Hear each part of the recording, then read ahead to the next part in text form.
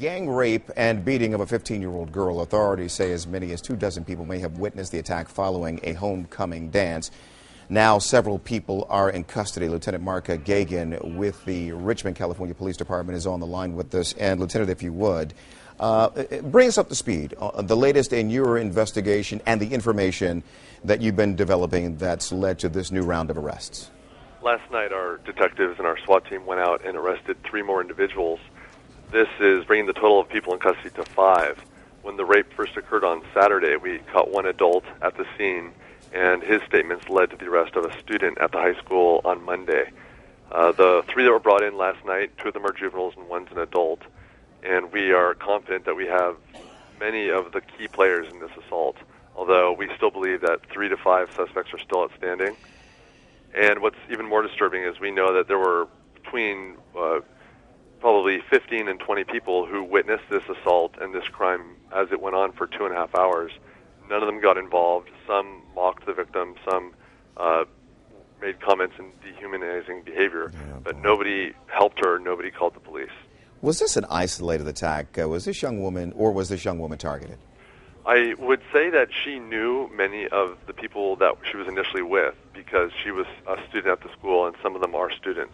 I think that she felt comfortable being with them, and I think that the dark of the alley and the alcohol that was being consumed is what changed the dynamics. 15 to 20 people watching this and not helping. Can you explain what is going on? Have you seen anything like this? And how do you explain people who are witnessing a crime, at some point understanding the severity of what's going on, and still not cooperating by giving you the names, a way to get to the other people who witnessed this and in some cases participated? Well, a definite mob mentality took over. I think that of the suspects who committed the acts, individually, very few of them would have behaved in that way if they were on their own. But in that group, in that pack, they were able to do unspeakable, atrocious things. And I think that the people that watched had a sense of anonymity in the crowd. And the thing that we're seeing now is that when you pull individual suspects into an interview room and an interrogation room and start accusing them and showing them how much trouble they're in, that mob mentality that allowed them to behave that way, now it's individual culpability. And we're seeing people crumble. And they're telling us everything that they did as well as what they know other people did. How confident are you that you will be able to get everyone who was involved in any way, shape, or form in this attack? Well, I know that we have many of the key players, and there are a few more that we are going to apprehend. And what bothers me is the people that played lesser roles in this, as well as those who observed and did nothing, cannot really be punished.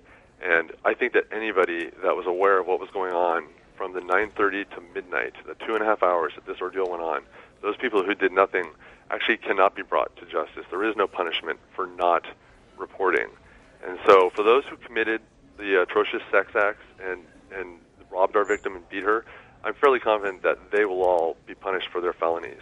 But those who betrayed just the victim by not doing anything, they can't be punished. And some of these people, the victim considered friends. That's correct. I was disturbed by when I heard some of the statements made by the suspects and our victim that was how close the relationship was.